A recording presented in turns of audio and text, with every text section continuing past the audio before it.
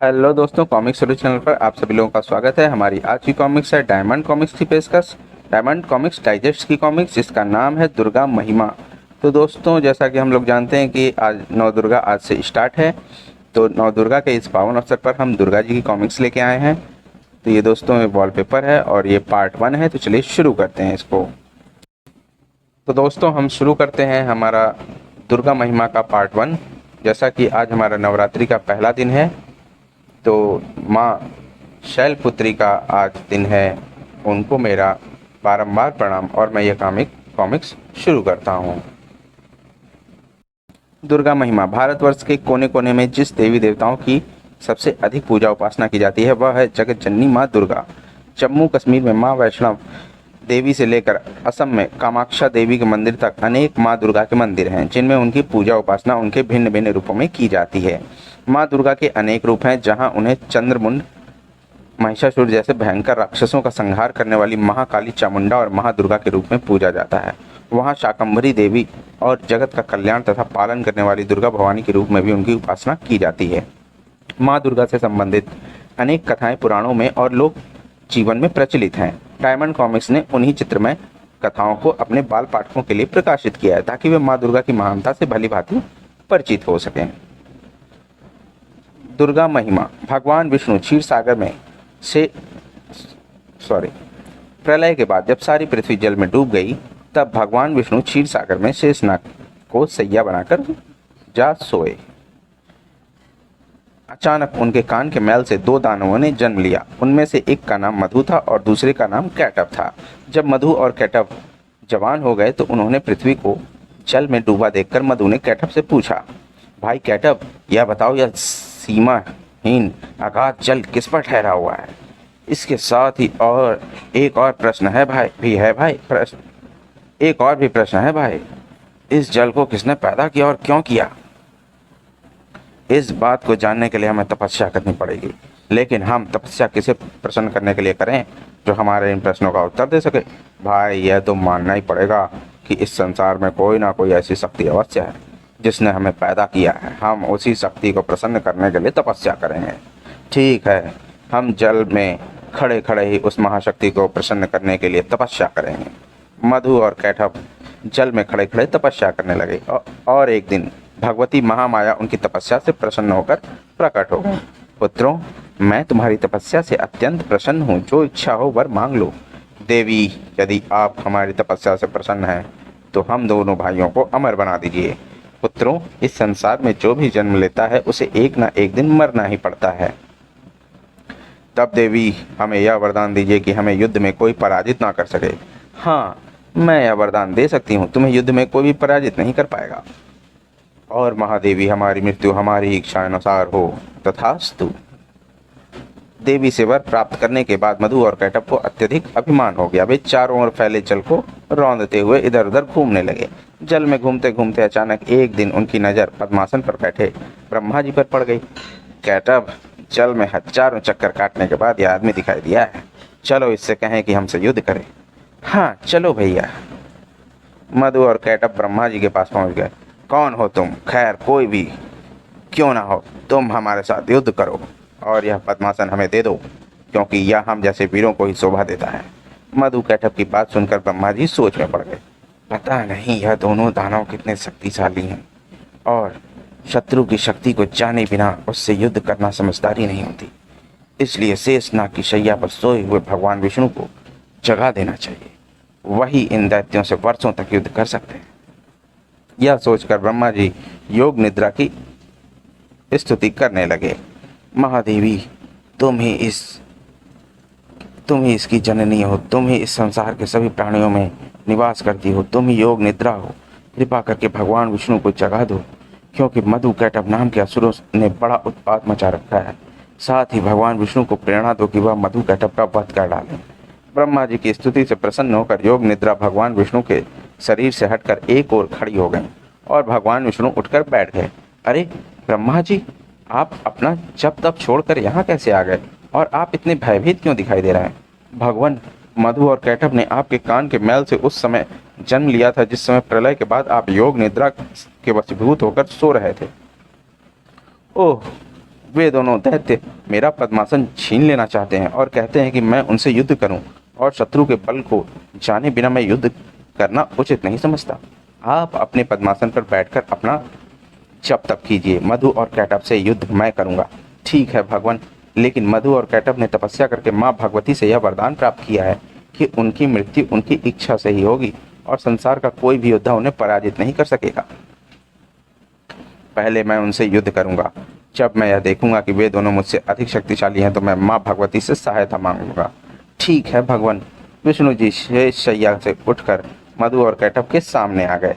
मधु और कैटभ, माँ भगवती से वरदान पाकर तुम अपने आप को संसार में सबसे शक्तिशाली, अधिक शक्तिशाली समझने लगे हो। मुझसे युद्ध करो, तुम्हें पता चल जाएगा कि हम तीनों में शक्तिशाली कौन है। ठीक है बच्चों, मैं वार करता हूँ। भगवान विष्णु का मधु और कैटभ के साथ भीषण युद्ध आरंभ हो गया। मधु और कैटभ बड़ी चतुराई से भगवान विष्णु के साथ युद्ध कर रहे थे। जब मधु युद्ध करता था तो कैटभ आराम कर लेता था, और जब मधु आराम करता था तो कैटभ युद्ध करने लगता था।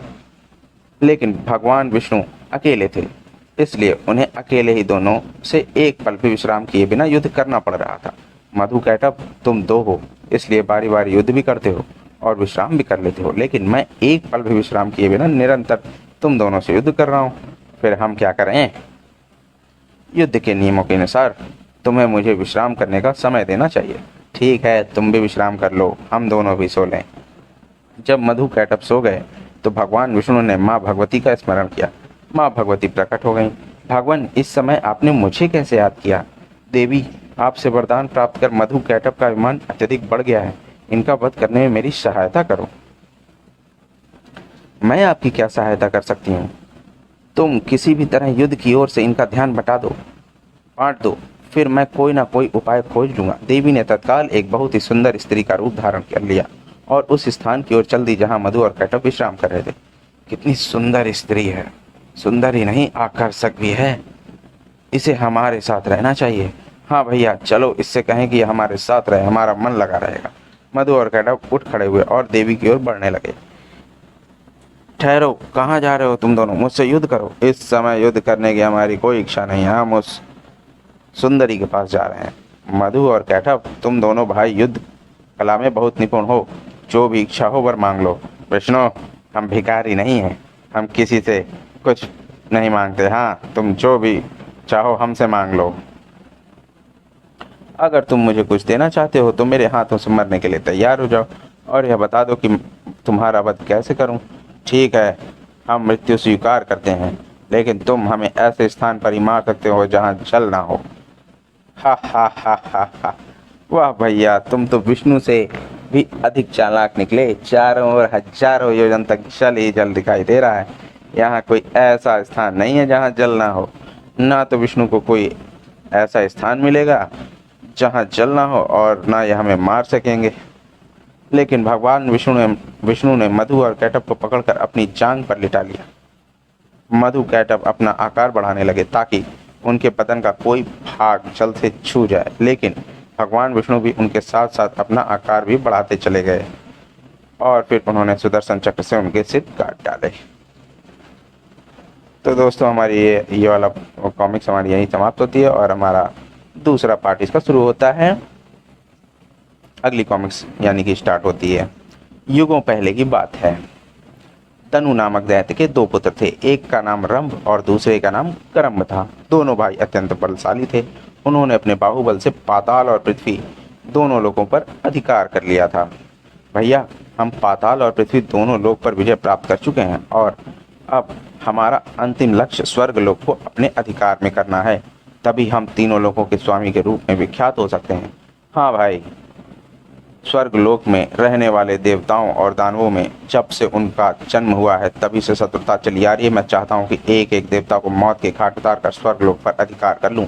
लेकिन भाई, देवताओं का विनाश करने के लिए हमें घोर तपस्या करनी पड़ेगी। देवताओं को प्रसन्न करके उनसे अजय और अमर होने का वरदान प्राप्त करना पड़ेगा। मैं अग्नि को सबसे अधिक शक्तिशाली देवता मानता हूँ। हम दोनों ही अग्नि देवता को प्रसन्न करने के लिए तप करेंगे। दोनों भाई पचनद के किनारे चले गए और जल में खड़े होकर तपस्या करने लगे। उन्हें तपस्या करते हुए अनेक वर्ष बीत गए तो देवराज इंद्र के मन में घबराहट पैदा हो गई। दैत्यराज धनु के पुत्र रंभ और करम घोर तपस्या कर रहे हैं। वे पाताल और पृथ्वी पर अधिकार कर चुके हैं, इसलिए यही संभव हो सकता है कि वह मेरा पद पाने के लिए तपस्या कर रहे हों। यदि उनकी तपस्या सफल हो गई तो मेरा पद मुझसे छिन जाएगा। मुझे ऐसा उपाय करना चाहिए जिससे उनकी तपस्या पूरी ना हो सके। इंद्र उस स्थान पर पहुंच गए जहां रंभ और करम तपस्या कर रहे थे। देवराज इंद्र ने ग्रह का रूप धारण कर लिया और जल में घुस गए। वह जल के अंदर ही अंदर तैरते हुए करम के पास पहुंच गए। करम तपस्या में लीन था, इसलिए ग्रह के रूप में देवराज इंद्र अपने निकट पहुंचने का उसे पता नहीं चला। वह एकाग्रचित होकर तपस्या करता रहा।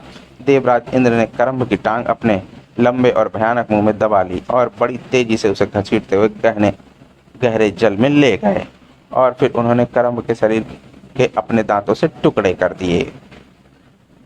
तभी अचानक रंभ ने आंखें खोल दी और इधर उधर नजरें दौड़ाईं। उसे करम कहीं भी दिखाई नहीं दिया। वह जल से निकलकर किनारे पर आ गया और करम को किनारे पर खड़ी झाड़ियों के बीच खोजने लगा। तभी देवराज इंद्र करम को मारकर रंभ को गहरे पानी में घसीट ले जाने के इरादे से वहां पहुंच गए और जल के अंदर ही अंदर रंभ को खोजने लगे। और फिर तभी किनारे पर खड़े रंभ की नजर देवराज इंद्र पर पड़ गई। वह उन्हें ग्रह के रूप में भी पहचान गया। उसने समझ लिया कि उसके भाई करम की हत्या इंद्र ने ही की है। क्रोध से उसका खून खौल उठा। इंद्र, तुमने धोखे से मेरे भाई की हत्या की है। मैं तुम्हारे साथ समस्त देवताओं का जब तक सर्वनाश न कर दूंगा चैन की सांस नहीं लूंगा। और फिर यह निश्चय करके रंभ फिर तपस्या करने लगा। उसकी कठिन तपस्या से प्रसन्न होकर अग्नि देवता प्रकट हो गए। पुत्र रंभ, मैं तुम्हारी तपस्या से बहुत प्रसन्न हूँ। जो भी इच्छा हो मांग लो। देव, छोटे भाई की हत्या हो जाने से मैं अपने आप को शक्तिहीन सा अनुभव कर रहा हूँ, लेकिन फिर भी अपने छोटे भाई करम की हत्या का प्रतिशोध लेना चाहता हूँ। बताओ पुत्र, इस कार्य में मैं तुम्हारी क्या सहायता कर सकता हूँ? देव, आप मुझे एक ऐसा पुत्र प्रदान कीजिए जिसे देवताओं और दानवों में से कोई भी पुरुष पराजित ना कर सके और ना मार सके। ऐसा ही होगा पुत्र। तुम जिस स्त्री को अपनी पत्नी बना लोगे वह एक ऐसे पुत्र को जन्म देगी जिसे तीनों लोकों में रहने वाला कोई भी पुरुष पराजित नहीं कर पाएगा और न मार सकेगा। मैं कृतार्थ हुआ देव। अग्निदेव से अवध्य और अपराजित पुत्र का वरदान पाकर रंभ अपनी राजधानी की ओर चल दिया। जब वह एक पर्वत की सुंदर घाटी से गुजर रहा था तो उसने कुछ यक्ष और उनकी स्त्रियों को उस सुंदर घाटी में विहार करते देखा। वह रथ रोककर उनकी ओर देखने लगा। अचानक उसकी नजर एक फूलों से लदे वृक्ष के नीचे बैठी एक स्त्री पर पड़ी। वह युवती सभी यक्ष स्त्रियों से सबसे अधिक सुंदर और आकर्षक थी। रंभ रथ से उतरकर उस स्त्री के पास पहुंच गया। सुंदरी, मैं दैत्यों का राजा रंभ हूँ। केवल पाताल ही नहीं, पृथ्वी पर भी मेरा अधिकार है। मैं अभी तक अविवाहित हूँ। क्या तुम मेरी पत्नी बनना स्वीकार करोगी? उस यक्ष युवती का नाम महिषी था। वह भी अविवाहित थी। उसने रंभ की बात सुनकर उसकी ओर नजरें उठाकर देखा और मुस्कुराकर रंभ के साथ विवाह करने की स्वीकृति दे दी। रंभ ने महिषी के साथ विवाह कर लिया और घाटी में ही यक्षों के बनाए हुए एक विशाल सुंदर भवन में महिषी के साथ रहने लगा। एक दिन जब महिषी की एक दासी खुशी से दौड़ती हुई रंभ के पास आई। आज क्या बात है दासी, क्या बात है दासी? आज तू बहुत खुश दिखाई दे रही है। दैत्यराज, आपको एक शुभ समाचार सुनाने आई हूँ। ऐसा क्या समाचार है कि तुम खुशी से पागल हुई जा रही हो? दैत्यराज, आप पिता बनने वाले हैं। ऐसे पुत्र के पिता जो देवताओं से आपके भाई की धोखे से की गई हत्या का बदला ले सकेगा। जब इस समाचार को सुनते ही रंभ की खुशी का ठिकाना ना रहा। पूरे राज्य में खुशियां मनाई जाने लगीं। एक दिन गर्भवती महिषी उपवन में एक वृक्ष के नीचे बैठी थी कि अचानक महिष नाम का एक दैत्य उस ओर आ निकला। महिषी पर नजर पड़ते ही